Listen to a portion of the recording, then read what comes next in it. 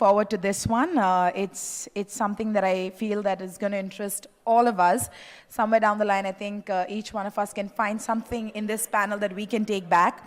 So original content now accounts for approximately 40% of overall content usage. Exclusives, specials, consumer redemptions, etc.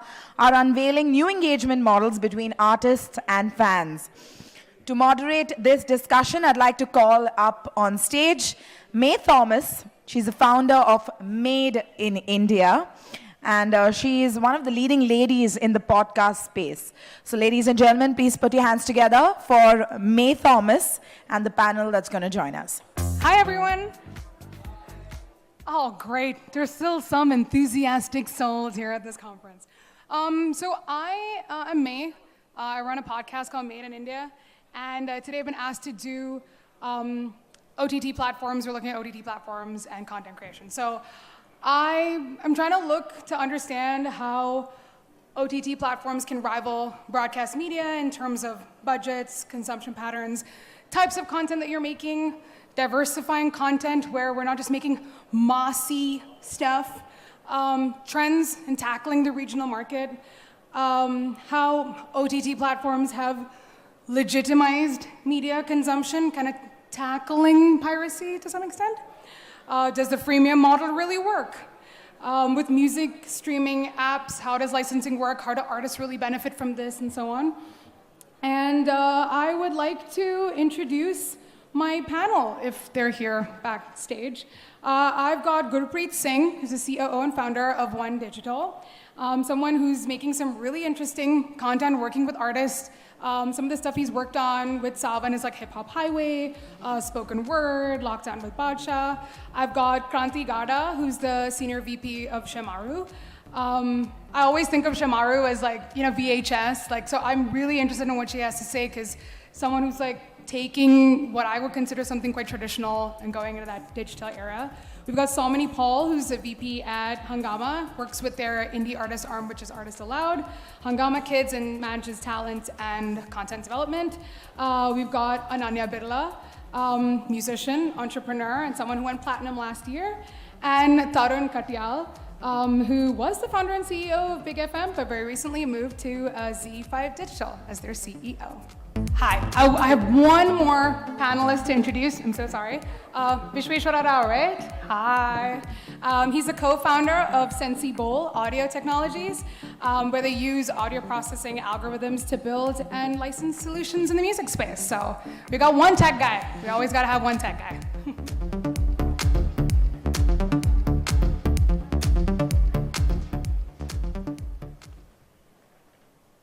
Okay, guys, welcome to the panel. Okay, my first question, any of you can take it up at any point, which is that I kind of want to understand how OTT platforms rival traditional media, in the sense that they're different kinds of budgets. You have the ability to do slightly alternative, maybe more risky stuff.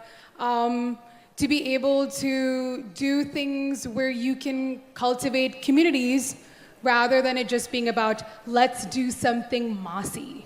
So, Kranti, would you be? Yes, I'm picking on you, man. You gotta do this.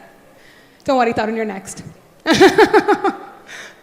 Hi, thanks so much, and thanks to Music Inc. for having me here. I would say the digital medium definitely gives an opportunity to offer things to smaller communities and to cater diverse interests. However, I also strongly feel that as the digital community becomes more mass, the consumption patterns will start aping or becoming closer to mainstream broadcast, and things that will deliver big will be more massy things. Today, of course, there's a race to stand out, there's a race to land grab, mind share amongst the audiences, as well as the audiences who are high users are, the early adopters, and hence we are catering to the interests of the early adopters, and hence there is money to throw at stuff that they would like. The other thing with a lot of OTTs, and maybe slightly controversial, is that currently they're not answerable on ROI and Yeah. a lot of such parameters. So Exactly. hence, the parameters that they're working on are different. The audiences that they're catering to today are slightly more niche and the early adopters. Those are the reasons why the programming is different from mass. From that That's perspective. it. Tarun, mic please, thanks. What were you saying? No, I was saying I so wish what Kranti was saying, that OTT platforms are don't have ROI targets to achieve. Yes, if this is true, it was be easier, and I would head to the spa right from here. The fact is that I think they're in their investment phase, and they're in what they call their exploratory innovation phase, and that's a good phase for any industry to be in, because you're able to do different things and come to a conclusion of what works and what doesn't. Absolutely. Unless you give an opportunity to creators to be able to do diverse kind of content, you won't really know what works, and you won't even build different innovative content in the country, right? Far too many years, right? India has been a very mainstream Bollywood music kind of place. We haven't really given an opportunity for so many different kind of talent, music formats, genres to even come around, because it will not fit a Bollywood movie, it will not suit a Bollywood star, or it won't go into a big banner movie, right? A big banner studio. But what the likes of Badshah, the likes of Honey Singh and many others who've been able to do in the last 5 or 7 years on the back of internet and largely YouTube has been quite amazing, right? And there have been pockets and cohorts which have done exceedingly well. They may be mass regional, they may be unique, they may be bilingual. There are many things that have happened, right? And I agree with Kranti that it does need to influence or impact a fairly large set of audience, but we've been able to find many different large set of audiences in this country for different music to appeal to, and that's been the unique game.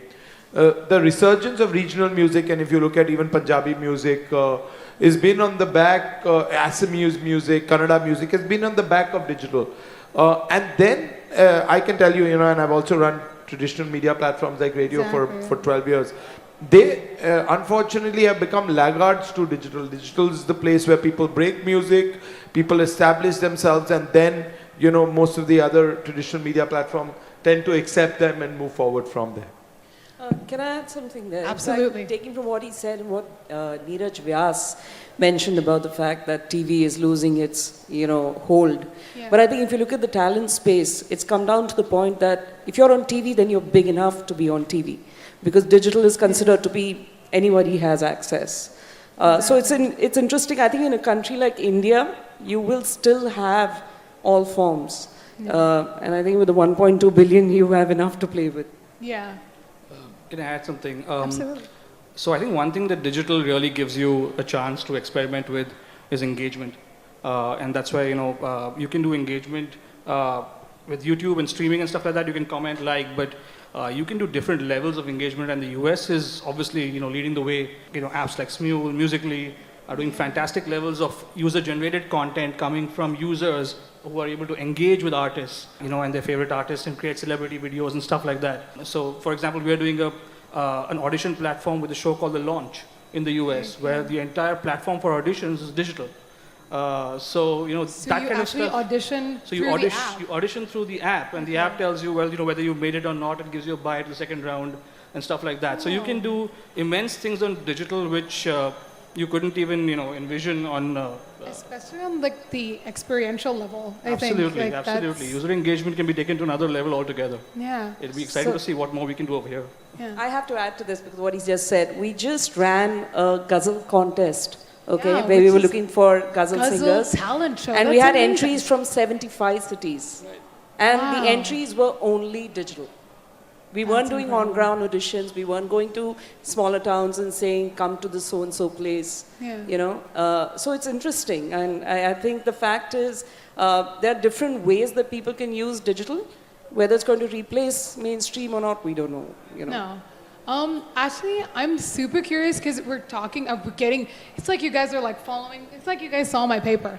But Actually, regional is something that I find super fascinating, which is that like you feel like everyone has a voice, and through digital, it's about cultivating those communities. You suddenly realize that a Punjabi rapper can be accessible to anywhere. A Malayali singer-songwriter can also be appealing to someone from the Northeast. So I wanted to kind of understand, like, looking at the digital landscape, where has where are the emerging markets in like the regional side of things, and what are the new things that you're kind of doing in that space? So I'm going to say something very blasphemous. Do it. Yes, ruffle feathers. I love I this. think, we give content too much importance when we talk about digital. While we should, and we are all content creators, and I've been a content creator for 20 years, the fact is that digital is 90% about technology and data. Yeah. And almost not more than 10-15% about content. The reality is that YouTube has never spent even a rupee on content. And it's only a technology platform. Tarun, I must disagree. You should, because that will give content creators some hope, right? Yes. I'm actually killing their hopes in their I think technology Let me complete what I'm saying, right? What you see with most platforms or OTT platforms today is that they've invested very little in original content, right? What everybody talks about, YouTube, Netflix, Amazon, right? And those are really good buzzwords about conversations on OTT platforms, and journalists and people like Anurag who run such publications talk about them every day. None of them actually over the last even 5 years have invested 1/10 in content of versus what a network, whether in the US and India over the last 50 years has done, right? Netflix actually got created on the back of content acquisition from the networks. It killed the networks because the networks didn't think that they needed to build a technology platform and invest in technology and data. The networks that we are about content, we'll continue to create content and that's it, and we can monetize that in many ways. What really happened is that they lost the connect with the consumers. They had no data to understand consumers' likes, dislikes, habits. They worked on very superficial panel level data rather than user level data that OTT platforms provide you, and eventually got out of sync. And eventually the street got the better of them, and there was a Wall Street meltdown about 2 years ago where every single media stock which wasn't into technology took at least a 50 to 70% beating. That then led to a spiral that they never eventually got enough money or an understanding to go and invest back into technology, invest back into platform. And then increasingly now, every content creator in the US and across the world who has not invested in technology early on is having to just supply original content to platforms and to guys who can mine data well, which is very, very unfortunate, right? And that's where I come into an example of Google, or, Alphabet, or Amazon, or Netflix. Neither of the three of them invested in content.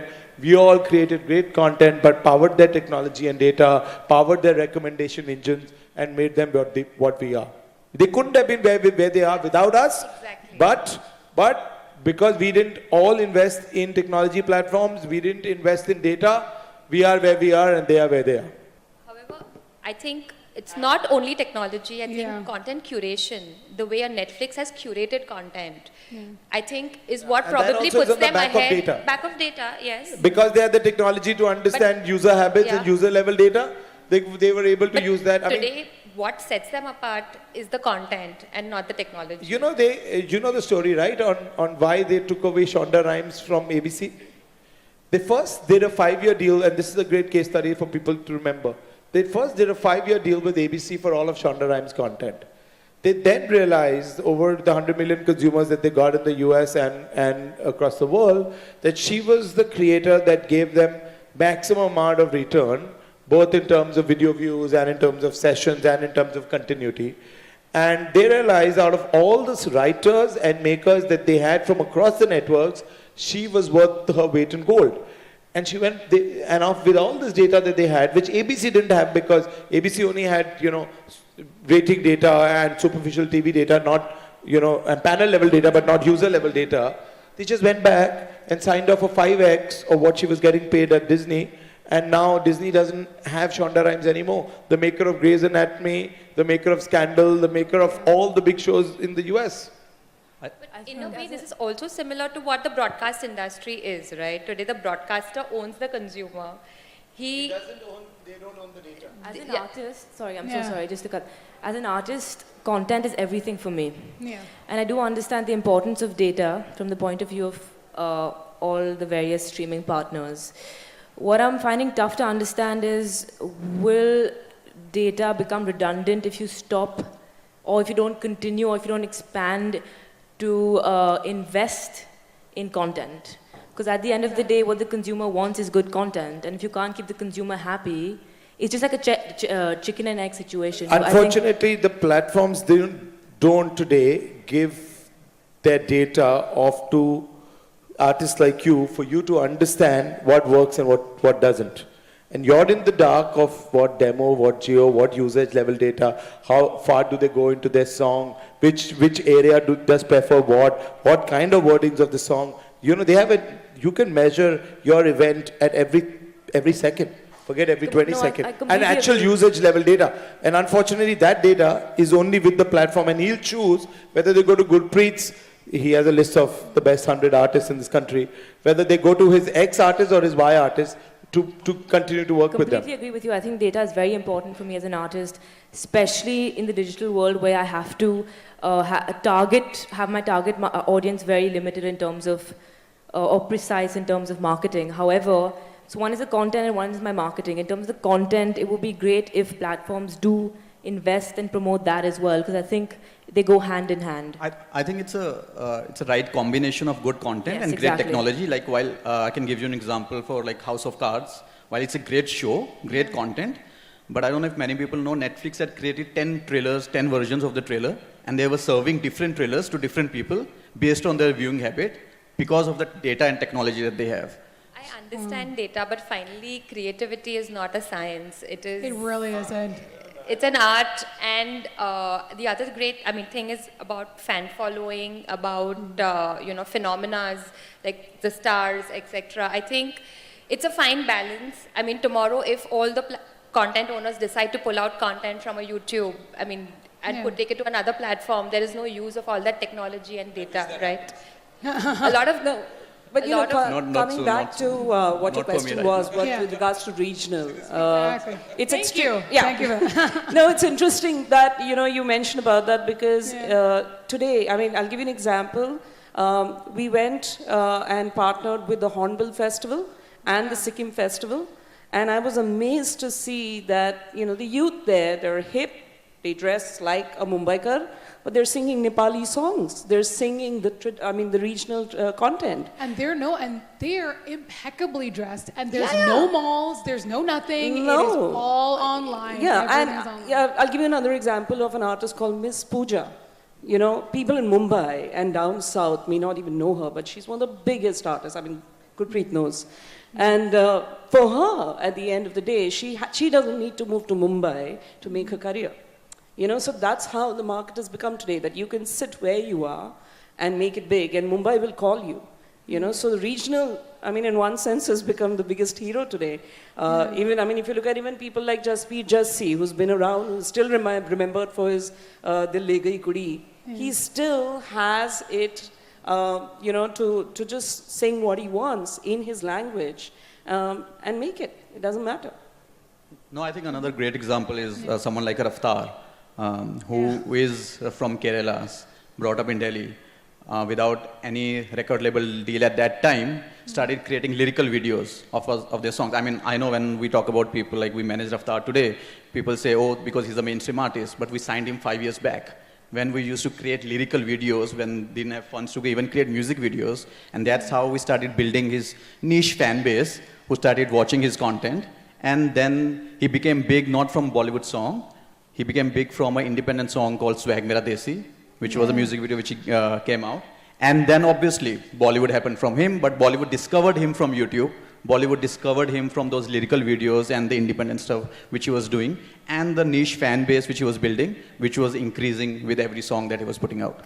No, and in fact, the biggest testimony is the fact that today titling is done in Hindi.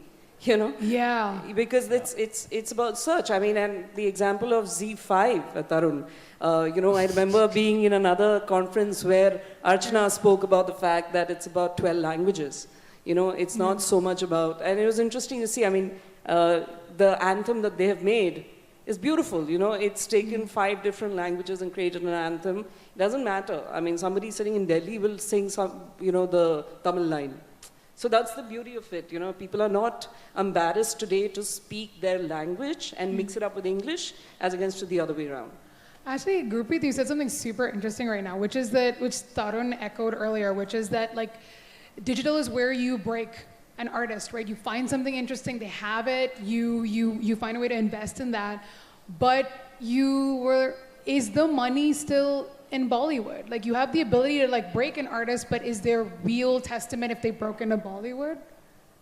Is digital like you're talking about the right ROI for to be invested? Yeah, just like Bollywood's still king. Do they still rule the roost? Like I mean, talking from an artist's point of view, I mean, you need to be smart enough because yes, the ROI is limited, but you can't, I mean, if you're saying I want to start my YouTube channel, but I want fancy music videos worth rupees 30 lakhs now and I want a company to fund it, it's not going to work for the company also. It's not going to work for the label also. There's no ROI for that. So do you want to start small, start building your own fan base and give a compelling reason to another company to invest that amount of money into, I mean, if you can go to a label and say, you know what, I have such a fan base that my song will do 20 million views, they will invest into that.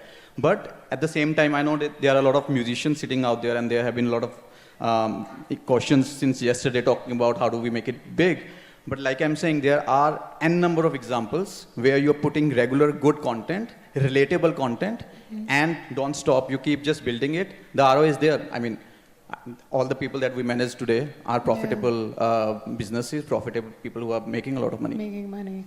Actually, this is so funny. Like one of the examples I always give to people about like how you have the ability to actually like cultivate a community. Like there is this guy in the Indian metal scene called Sahil Makija, and from a band called Demonic Resurrection. And he loves cooking, so he started something called Headbanger's Kitchen. And you wonder, he's a metal guy that likes to cook. Like, how many people like does he have subscribed to his YouTube channel? Do like 10,000, 20? He has 1.5 lakh subscribers for a metal dude that runs a cooking channel. So that is amazing to me. I know. I think another example can be Bhuvan Bam. He was here yesterday. Yeah. I don't know if many people know. Bhuvan used to play in a restaurant in Delhi called Delhi Darbar in front of 8-10 people. I mean, he always wanted to be a musician. He figured out he's not being able to break that. He started putting comedy videos. Today, he is the biggest YouTuber in the country with 8 million subscribers. He has his own fan base. Now he is building his music career based on his own fans without anyone backing him up. I mean, we just released his song today morning. It has already done 3 lakh likes, I don't know, probably already touching 1 million views. Based on the fan base, which he built completely on his own. I think when you speak about metal and you say, can you believe metal, you'll be surprised that sometimes metal artists can pack up a venue more than your typical so-called, mainstream artist or even a typical rock band. And today is about that find your niche, stick to it, keep evolving, and, build your fan base on that basis. One song is not going to make you an artist. No. It'll never. Patience, a lot. Yeah, and it's about, like, a niche is not a bad word anymore, right? It's like about cultivating the community and your fan base, and people would genuinely, and people will be invested in you. If they really do like you and your music, they'll do, I'd like to change the topic slightly, but to another very interesting niche, which is completely different from the niches we have spoken about, which is devotional content. Yeah, oh my God, It's not niche at all. I know, it is absolutely not. But nobody mainstream is really singing devotional. So while it may not be a niche from a consumption point of view, most of the big artists are actually not singing or innovating or putting anything new out there in the devotional space. So it's not that the millennial does not want to listen to devotional music. Nobody's catering to him. Wow. Just interesting that you mentioned devotional, because My son is 5 years old, and for some reason, he's into Sai Baba a lot. Okay, and Man, that is interesting. I and- feel that the millennial is as connected or as much wants to be spiritual or be connected to God, but no new music is being created for him. So that's such a space where no artist is actually investing. And as Shemaroo, we have been doing a lot in this space for the last 5 years. We've created more than 2,500 hours of content and are now venturing into actually content catering to millennials in the devotional space.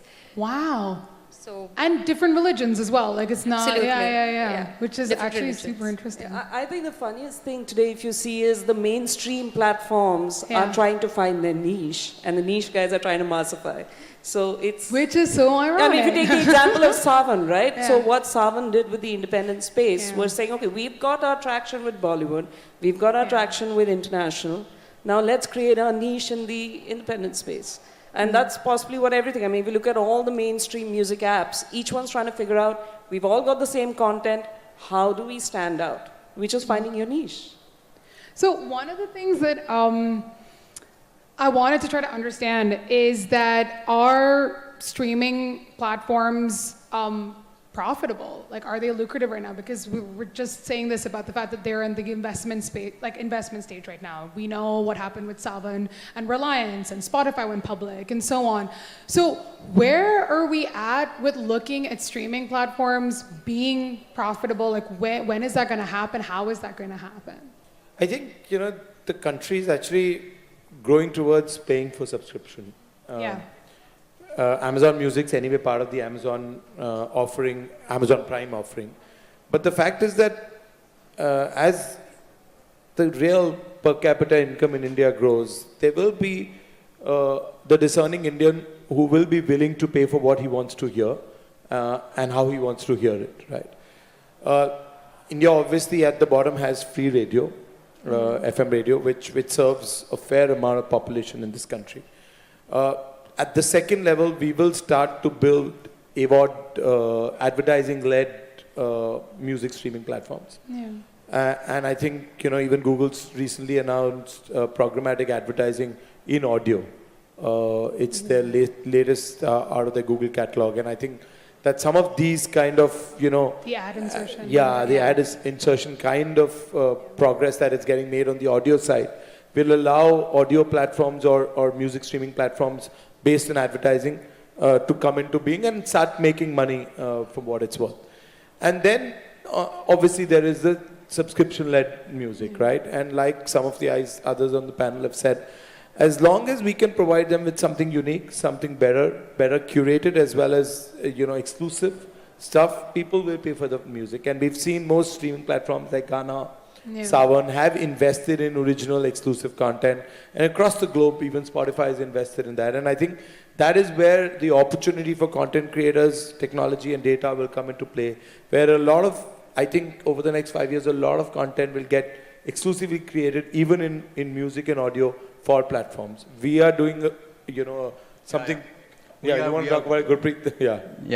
We are working on a show for Z5. It's called Lockdown. We're building With it together with Badshah? Badshah, which is about a Bollywood star and a digital star getting together, creating music videos, and not just music videos, but just the chemistry, the entire fun between them, going to a particular banter, city. So we have people like Kailash Kher and Raja Kumari in a dharamshala, creating some great music. So these are 10 episodic show coming soon on That's Z5. awesome. Don't you have an AV? I was told that I've been asked to. Gurpreet has an AV. Is that? No, we don't. I can't play the You can't play the- Lockdown AV because obviously that Z5 will launch But there someday. is an AV. Yeah, that it will just was- talk about the kind of people that we work with. Can we It better play that? explains the work that we do. Yeah, Gurpreet's like, you know who I am? I was like, yeah, I know who you are.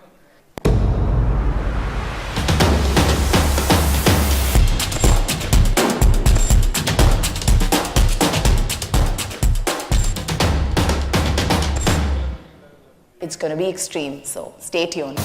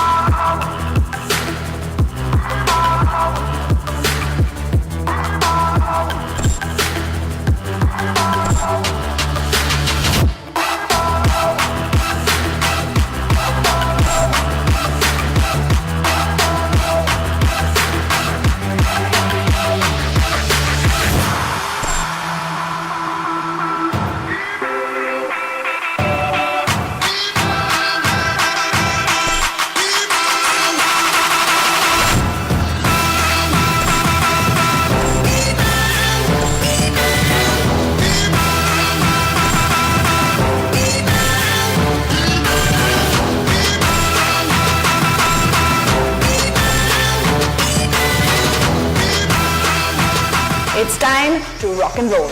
Let's do it.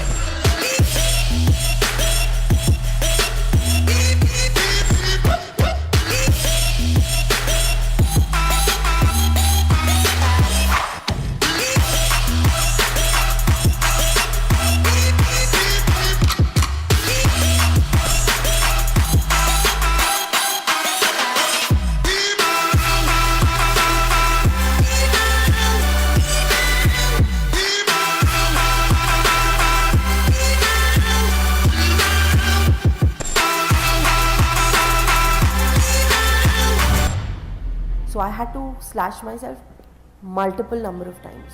Every time it pained physically, it felt better. It's not like I've chosen to be bipolar disorder. Enough medicines, good wishes and love, and I can dance on my own singing. It's India's digital superstar.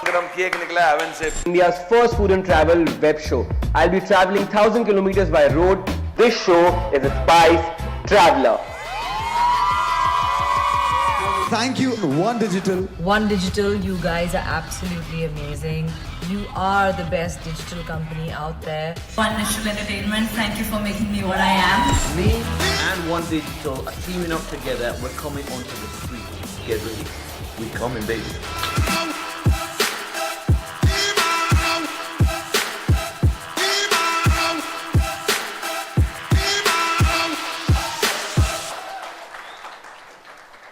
Thanks, man.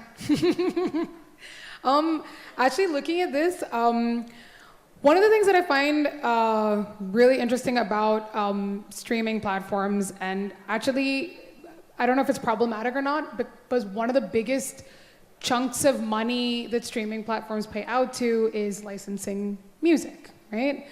And I wanted to kind of understand in the sense that, like, does this money ever really trickle down to an artist, right? You know that like this money is going to labels and the IPRSs and the PPLs, right? But does this money actually coming to artists? Are they getting even a penny? I can't comment from a label point of view, but the independent artists that we are working with, thanks to the digital platforms, a lot of this data and revenue is so transparent that there is money being made on a YouTube, there are monies being made on a Sawan, on an Artist Aloud, on Hungama, on other platforms where independent music is being deployed. There is revenues flowing back into the artist's pocket for sure. And Ananya, I mean, you're an artist yourself. I mean, you went platinum last year. Do you think that there is a way in which artists are able to make money from like putting their music out? So I think the landscape has changed a little bit. Of course, I'm signed with Universal Music Group. So of course it's royalties depending upon how much you've contributed to making the song, which is very fair. And then there are brand endorsements that you can sort of take up as well. I think a lot of it has become about live acts, ticketed live acts. So the situation is changing a little bit. I think a lot of it is on digital and YouTube as well. So I think, yes, it's changing, and we have to understand the landscape more, and we have to change things a little bit, but there is a lot that an artist can earn in that sense, through different means. Yeah. Soumya? So, we've been running Artist Aloud as a platform as well as an aggregator for the last 9 years, but I can tell you it's just been the last 2 years that we've actually been able to see numbers and be able to release checks to be able to, I mean, we've been releasing checks over the years, but now it's becoming substantial. a little, substantial. Yeah. Because artists are saying, at least somebody is paying us. So that's a good thing for us. I have to tell you, it happened on the back of Coke Studio. So we had acquired Coke Studio Pakistan. Yeah. And on the back of that, a lot of independent music got discovered. So it's like how you have Salman Khan for Bollywood. Yeah. He kind of holds the whole industry on his shoulders. Yeah. So you need some hero content that's going to drive that. Because artists... And to be able to champion that and to be able to... because I think artists individually, for whatever reason, are not going to be able to sustain that kind of, constant creation, especially if it's going to be about bread and butter. For sure. I mean, actually, this is one of the things that's really telling about digital is there is an amazing podcast called The Popcast, which the New York Times do. And their music journalists were talking about someone like Kendrick Lamar, who gets like close to no radio play because his music is just not, you cannot play his music on the radio. But he is super popular. He is selling out stadiums all across the world. Crazy brand deals. Yeah, and it's one of those things where your fan base is not, like, you're not discovering music from radio anymore, which was like how I used to in the 90s, you know? We all had that tape deck with that blank tape and the 2 record buttons you had to press down. And now it is about, you can tell the popularity of an artist and look and see their social media numbers and their YouTube list, like watches, views, and all that kind of stuff. So it's, data is super important, and digital is that way in which you can actually see whether they're doing well or not, or whether they're making this work for themselves or not. As an artist, to be able to do that yourself is actually, yeah, it's amazing. Just to draw on your point, you mentioned Kendrick Lamar, and so my daughter wanted to watch Black Panther only because his song was playing in the in the scene in Black Panther. So she was driven to the movie because of the artist, who has no radio play. So it's a pretty amazing phenomenon. Exactly. So one of the things we're slowly running out of time. I've been given the signal. One of the aspects, I think we've touched upon a lot of stuff, like to understand niche, what's massy, what's not, what's making money, what's not making money. But one of the things about India that I find really interesting is that if you're understanding digital, then you have to also understand internet penetration in this country, right? And there is still places in this country that don't even have electricity, you know? And numbers-wise, there are about 460 million internet users, right? That is still 30% of the country, and even less of that. If we have 938 million in rural population, only 186 million actually have access to the internet. There are about 900 million mobile connections now in the country. And I can tell you that because of what Jio did, which is that they only launched a 4G service, all of these 900 over the next 18 to 24 months will be at least 3G or 4G, and most networks will eventually switch off their 2G or their non-data service. So you will have substantially about roughly 600. There are 250 million connected smartphones today, Correct. growing to about 500 million because Correct, we also that's need a what I'm smartphone. saying. Yeah. Exactly. Yeah. And actually another statistic, macroeconomic statistic to look at would be the growing discretionary income. And to support to Tarun's point, which he previously made about profitability of OTTs or streaming platforms, is the discretionary income, the way it's growing, there is a substantial number of probably 50-60 million people who will be growing, crossing a certain threshold, after which they will be able to spend in a very big way on entertainment, leisure, travel. And that's what's going to probably contribute to the profitability. While today, most of it is ad supported, and YouTube is actually today the biggest music platform. We may talk about a Savan or a Gana or even radio. YouTube is today the top. If you look at the top 10 channels on YouTube in India, there are 3 music channels. T Series, Z Music, and Filmi Gaane, which we run. So it's music and YouTube go very much hand in hand, and in fact, T Series is the #1 YouTube channel in the world apparently. So, wow. So I'm just saying that today YouTube has definitely provided the music industry a very big boost in terms of revenues.